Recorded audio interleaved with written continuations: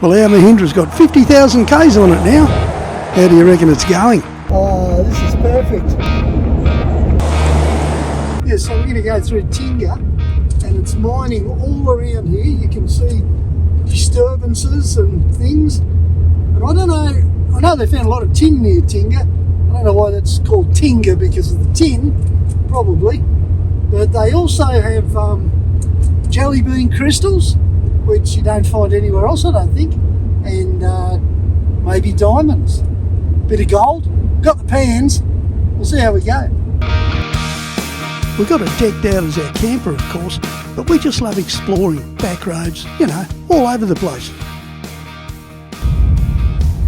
Oh, it's Tinga. Population 774. 776 today. Righto, so Inverell right, Bundara to the left, and that says 14 to Lake Copton. So here we go, the back way to Copton.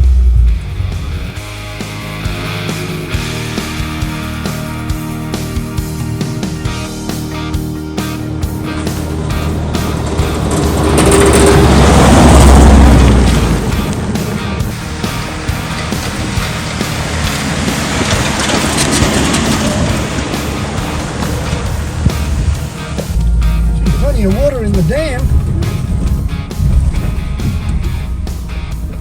Look at that. The normal access to Copton is down through Inverell, but if you come up from the side, you wind up in the middle of all this state forest bush. Well, what we're looking for is a bit of a disturbance, you know, like a bit of a creek and maybe somewhere someone else has been having a dig. Dave, one of my mates in Armidale, told me about an old diamond mine that was down here back in the last century. So there's mining all over the place. We just need to find something. I'm going around the edge. You know, for years they used to pay me to go straight through the middle of all those poles. Not anymore. There's signs of mining all around. I wonder if this is about where that diamond mine should be, you know? A little bit northwest. That sounds about right.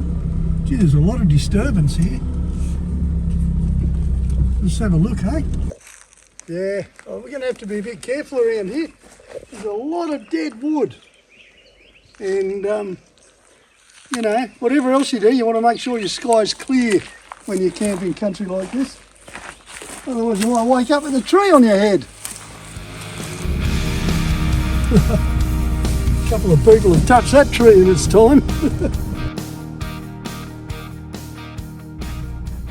You can see country like this. Look how easy it is, you know, like for stirred up mud. There's mud just underneath there. Oh yeah, you can feel it.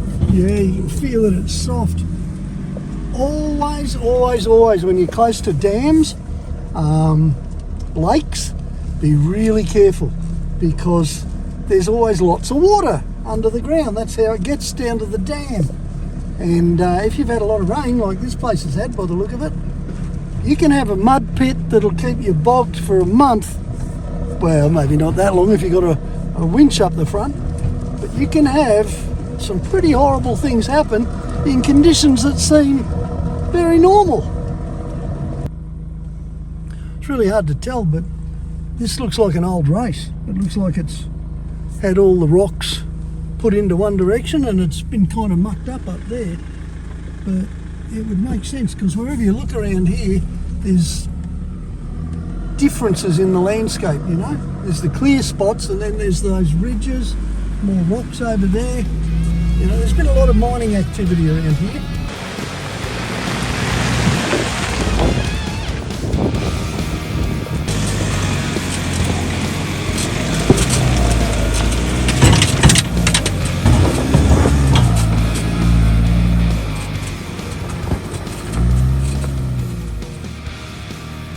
One of the things I love about my Mahindra is its low range. It is a true low range, where fifth is about the same as first when you started getting high range. So you've only got 1 gear overlap. And that really low range with an auto locking rear diff is the reason you can just trawl all over country like this without even thinking about it. It's just dead easy.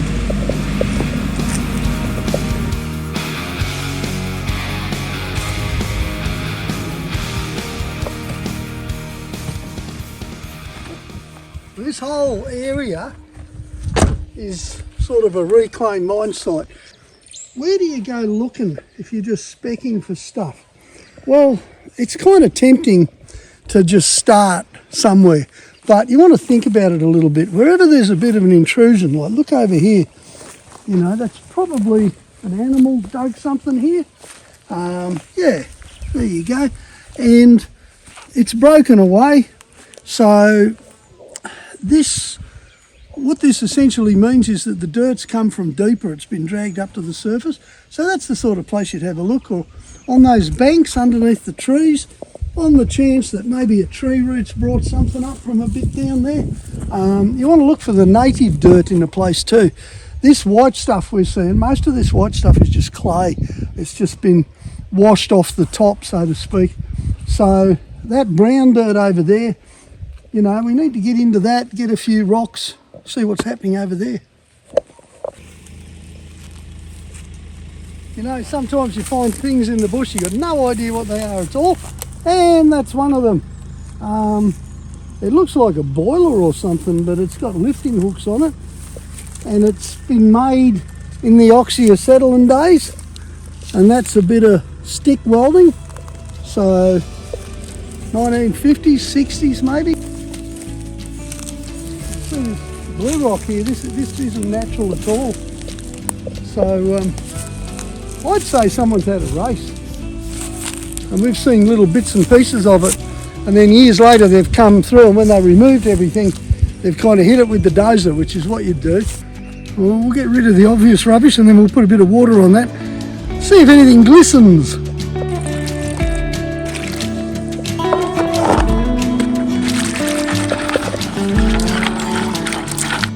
Once upon a time I used to prospect for a living, now it's just for fun.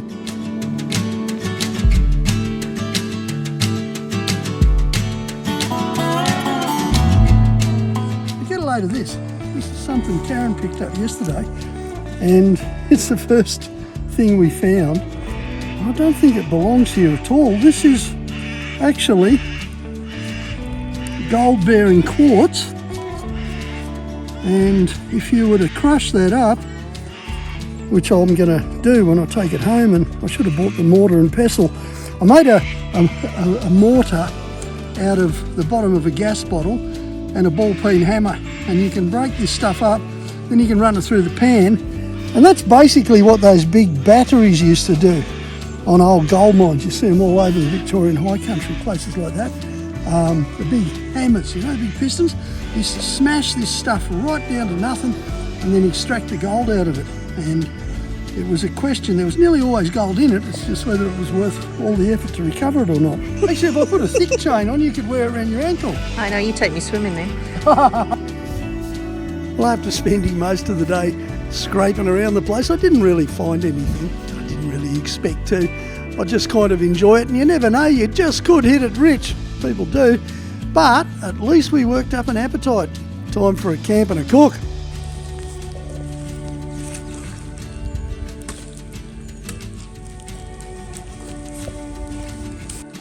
Because we're mining, well, you know, prospecting, we're going to make some Cornish pasties. And that's because that's what they used to take down the mines for lunch. They used to make a really tricky one with sort of meat and veg up one end and jam up the other. Well, we're just going to make meat and veg and a pasty.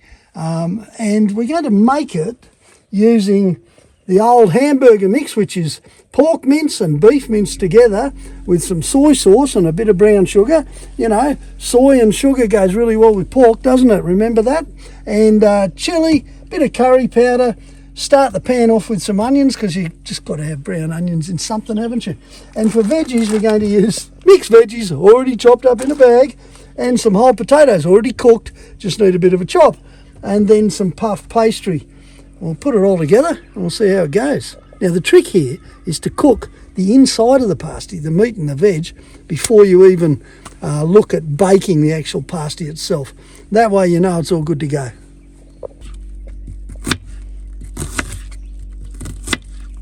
really tiny taters. And you can tell, you know, they're almost cooked because they're so soft. Tin potatoes, you should have a couple of cans rattling around under the seat of your truck because they're just so useful for just about everything. Whenever you need to bulk out anything, you use tin potatoes. And you know what? They taste really good. We'll just get the onions nice and brown. And then it'll be time to add some meat. You would have seen probably my rissoles at some stage. I got the recipe from a German bloke I used to go tour guiding with, Rainer. And beef and pork. Tastes unreal. Let's get that in there. Going to add a very concise amount of curry powder. About that much. You like curry powder? Just decided to make them Indian pasties instead of Cornish ones, okay? Some soy sauce. Quite a bit of soy sauce.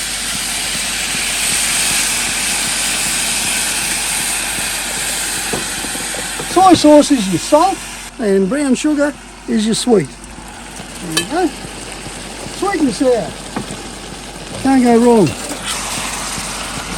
I had a chef tell me once that all cooking was just about getting the sweet and sour mix right. He never mentioned the flavours, but he was a good chef. He had had a couple of beers at the time, so I don't know. But definitely, you know, if you're going to play with sweet, play with sour. The trick here is to cook the meat, you know. If the meat's cooked well before it even goes into the pasty, everything else is going to be rosy. Now, remember, pasties are not quite like pies. Pies, you have a gravy sauce, you know, or sort of a runny sauce, so when you chop it, it flows out. But a pasty, you want it to be reasonably dry, I reckon.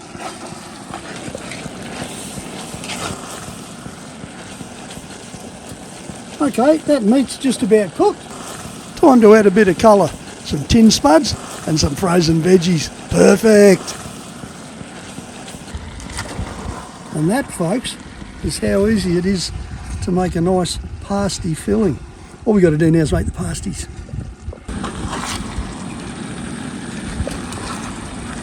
It's looking pretty good. So just to make sure it's all nicely cooked, we'll just put the lid on a bit of low heat while we get the pasty ready. Pastry. The pastry. The pastry for the pasty. The pastry. We're going to double this pastry over for strength and extra pastry. So just get it to there. Like so. When you put the ingredients in, try and go from the top so you're not getting too much liquid in there. In fact, a slotted spoon would be perfect, but we haven't got a slotted spoon, so that'll do.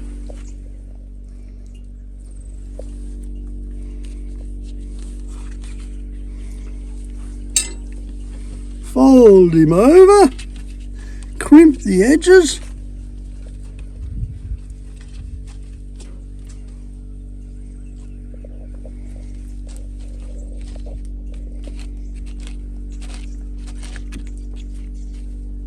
You can mark it with forks and make little pastry tails and all sorts of stuff, but we're just going to go for your basic bag of pastry and nice stuff. We've got a little trivet in there.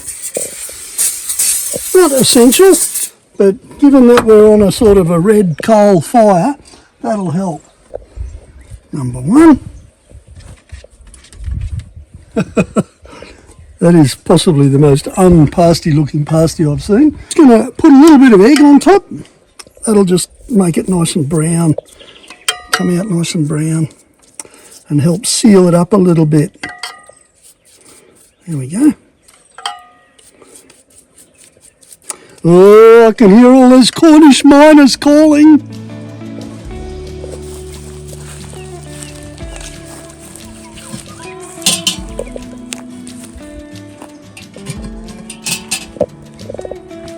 we've already cooked all the ingredients, so really all we want to do is give it maybe 20 minutes to half an hour.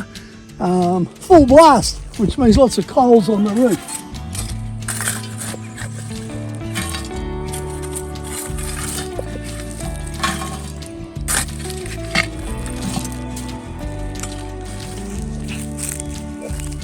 It's a pretty hot fire, it's not going to take very long. We've given it just on 12 minutes, and normally I'd do a bit more than that, but just a gut feeling. Let's see. Oh, how good a day, eh? Looking forward to a pasty. I am. It's beautiful. There we go. They're perfect, by the way. Absolutely perfect. Well, maybe we didn't strike it rich today, but I'll tell you what, not much beats this. Great food, great company, the best country in the world.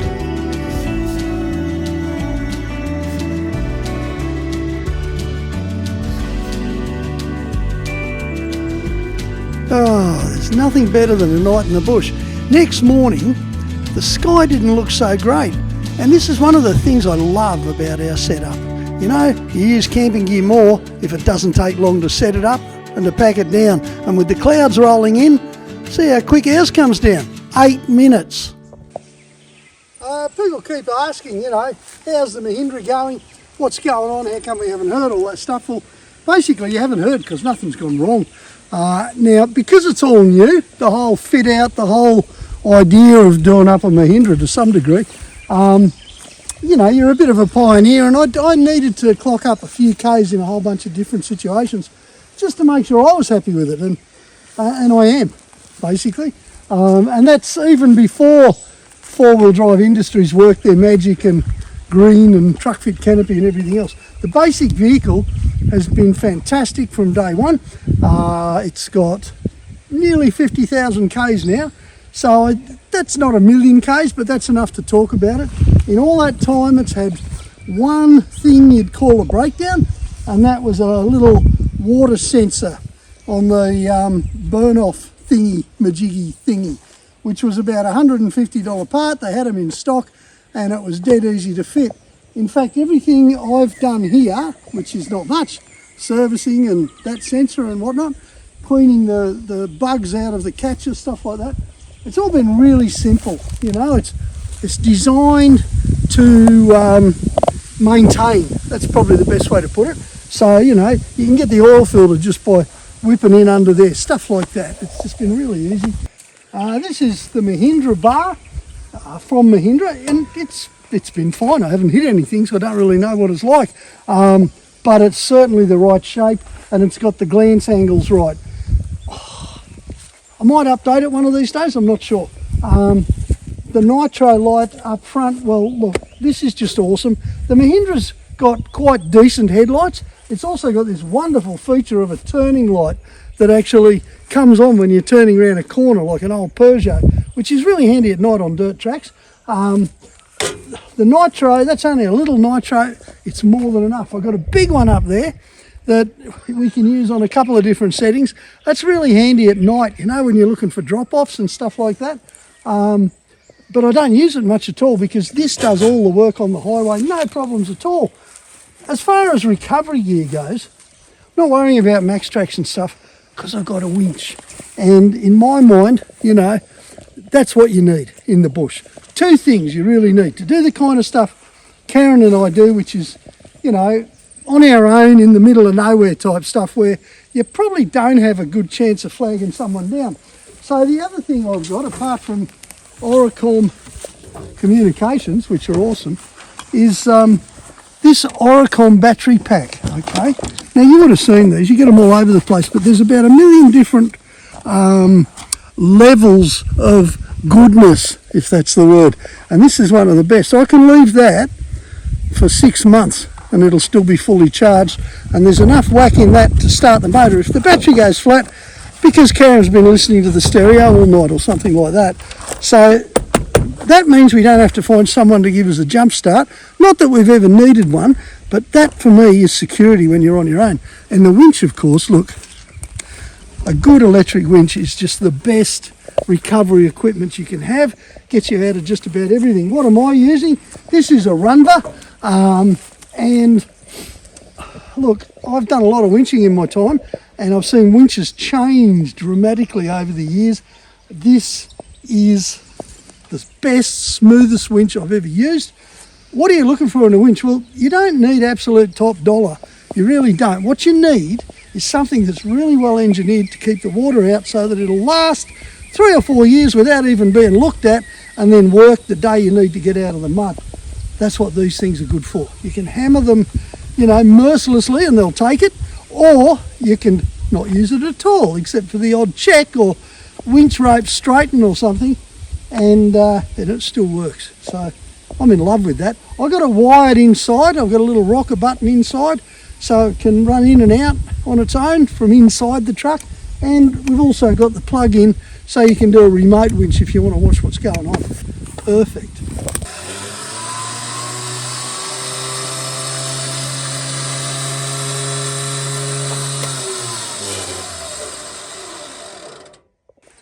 Winch activation. So that's just a big battery switch on and off, and it's all fused. This was all installed by 4-Wheel Drive Industries. What a neat application. And one of the things about the Mahindra is there's plenty of room for stuff like this. It's just perfect. Mahindra features this thing called an M-Hawk motor, and it's a 2.2 litre turbo diesel, aluminium, features Bosch fuel. Here's the pump, and there's the filter. I mean, how easy is that to get hold of? And it's got a Bosch computer back there, which is actually the right way round, which means it's poking down so that nothing can get in from the top. That's really nice to see. I've had no dramas at all except for that one little sensor which was located under there, which took 4 screws and 2 hoses to get off. I can see it from there. And that's just a DPF water meter sensor thing, you know, and it was my fault anyway because it kept showing, you know, the little puffy symbol, and I just kept driving around town not worrying about it because I was doing a house move at the time. The rest of it, look, people go, oh yeah, but it's all new. Well, it's not actually. As far as I know, that's a derivation of the old tractor motor, which explains why it's got twin timing chains and a couple of other industrial features, and probably helps explain the torque of the thing too, because it's a lovely torquey little engine. But at the end of the day, they use this same motor in the Scorpio, in a whole bunch of other products, and this is the most popular engine in India. So there's something like over 5 million of them, we estimate. I say estimate because I couldn't find anyone at the factory who could tell me how many. That's just because I haven't been to the factory, by the way. But I can't seem to find exactly how many, but, you know, 5 million motors? No, if there was ever any problems, they worked them out a long time ago. It gets really good economy. It gets about 13, 14 kilometres to the litre. That's with all the gear on and working on the highway. And at the end of the day, this is what we wanted. I didn't want to be, in my retirement, paying a fortune for fuel. This is the airbox right on top of everything. It's reasonably good in standard form. It's a bit too tight on the entry, but of course we got the Rybuck snorkel going on here, and that opens up the whole thing. It basically opens it direct, air intake, no more dramas. The filter is bigger than certain V8s in terms of surface area. It's a good thing. Hydraulics, all easy to spot. Plenty of room in this engine bay. There really is. And this is, as you can see, part of where the structural strength of the Mahindra comes in. It's just the shape of it. You know, look at this for a front end. It's funny how, say, with the Scorpio, which has got a lot of similar engineering features, it's got the strongest body in its class, and this is the same, strongest body in its class, and yet because they lack some of the electrical safety features, they don't get quite as good a safety rating, which is kind of weird because I'd rather be in a strong car than a weak one with a whole bunch of computerised rubbish. But anyway. Oricom radio, this is the handheld that does everything jobby. It's just superb. I've got the long antenna, I only need the short one for most of it. This is Mahindra stock, which, you know, basically is not bad gear if you're a cocky or something. It's not really good for hardcore four-wheel driving, which is one of the reasons I haven't done it yet, because it's got too much snitch space going on here. You want a nice clean slide if you're going to use a rock slider to slide off rocks. And then up on top, good old front runner gear. Honestly, I use this all the way through with Milo and Milo 2. It is just the best stuff you can get. I've even got built-in little lights here, although I've got them unplugged at the moment, just so you can see at night. Lights in a handle, how convenient. The truck fit canopy, really, I mean, it just makes the whole thing. This was actually custom made, first one they'd made to suit a Mahindra because of the weird, almost Land Rover-like angles of the Mahindra. And I reckon it's just sort of, it looks the spot. And I'm not big on looks, but it's perfect. What I really like about it is it's relatively light, but the standard of fit in this, the way it works, you know, the gas struts, everything, the strengthening bars, the hinges, it's all just spot on. Sealing wise, we haven't had an issue at all. Once again, I haven't hammered the heck out of it really hardcore yet, but I know how to do the job. It's just not a problem. And heaps of versatility. I can do anything I want inside there. You'd recognise these. This is the old top-end kitchen from Milo. That's one of Milo's angles. I think it's the second one, so it's already done a couple of 100 million. Just good clobber. And then, of course, part of the deal, got lots of little lights and things around the place, all powered off the Kangoe battery system that's in behind the back seat.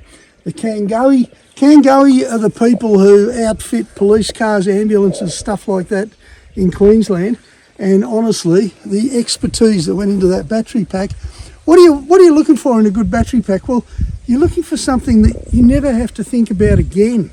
I can look at my phone and I can see I've got 10 more days of full fridge running operation and lights, stuff like that, just off the app on the phone. I haven't even lifted the back seat out to have a look at it since they put it in.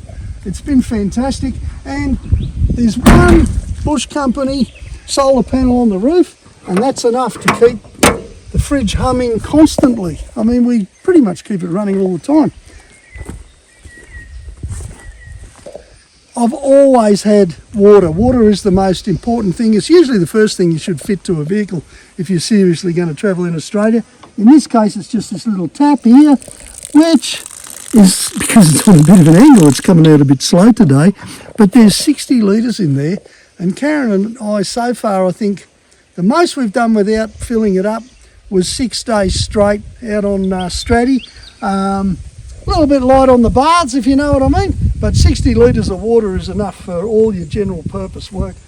I love all the little boxes and trays. Everything else has got that truck fit standard of fit and finish, and it's no surprise really. I mean, I don't know what a Big Mac or a Kenworth or something like that costs these days, or white, but it's probably up in the $1 million or more. People who have stuff like that, vehicles like that, don't just want toolboxes bolted on the side or something like that. They want the real good gear, and that's where truck fit comes into it. Even their mud flaps are fancy. Look at that, solid.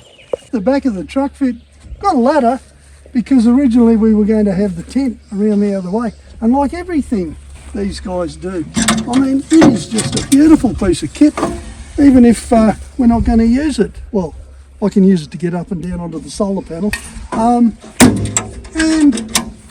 over here, it's just a box to hold a jerry can, isn't it? But it's beautiful. It's just a lovely piece of equipment. Oh, the spiders are enjoying living in there now. That's because we had firewood in it on our last trip. Look, just the standard of cut, fit, accuracy of hinging, stuff like that. That's what you're looking for. No one does it better than Truck Fit. This is a little Oricom thing. I think it's modified from a baby monitor or something. But I can open an app on the phone and switch this on. Hey presto, instant reversing camera, which is really useful for when you're not reversing, but you're towing something. You know, standard Mahindra tow gear. In the back is a drawer, which normally we use to carry firewood, stuff like that. Shows you how many nooks and crannies there are on this canopy that, you know, we can come away prospecting, not even use that. Well, not at this stage. I might just make a little dredge that fits in there one day. I love the angles. I love the way it all fits. I love the standard of the welding. Stuff like that gets me going. And talking about quality, Maxxis tyres. Now, I tried these a few times over the years. They just seem to have got better and better and better. These ones are not the most expensive tyre you can buy. The Razor AT. They're terrific on the road, and so far they've been really good off-road too.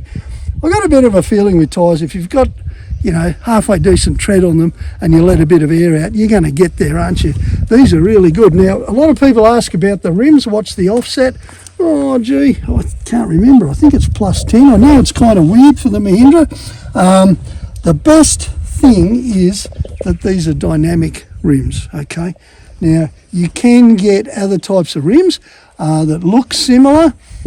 They're not the same. Dynamic, it's about 1 mil thicker to start with, and it's engineered properly. They haven't pre-drilled the holes and then welded the centre into the rim. They put the whole thing together, then they drill the holes, machine everything properly so that it's all chamfered.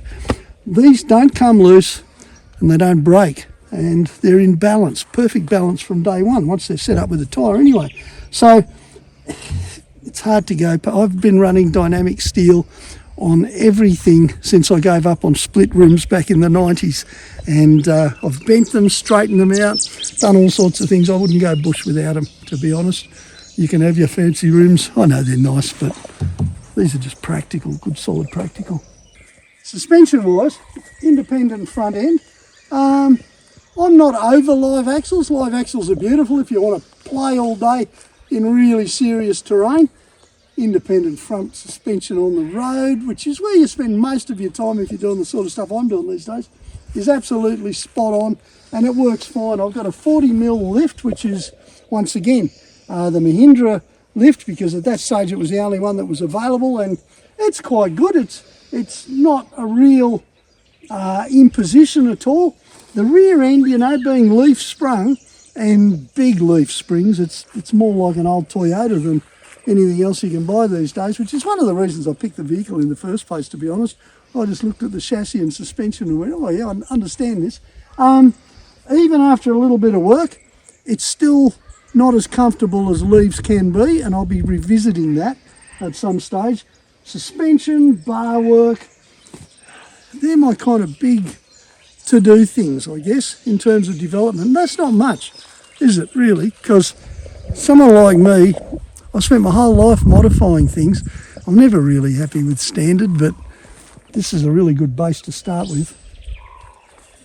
Oh, I nearly forgot. The other thing we got going on with the suspension is some airbag, man, suspenders. It's got airbags in the rear.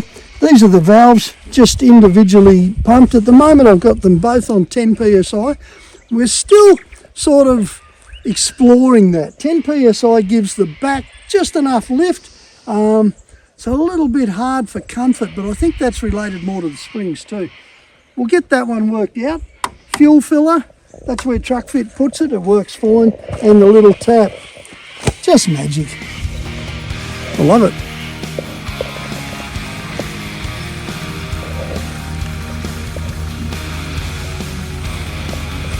Come on, I'll go without you. Good. So I did. But I left her with the pan, so if she finds some gold, maybe I'll go back and get her.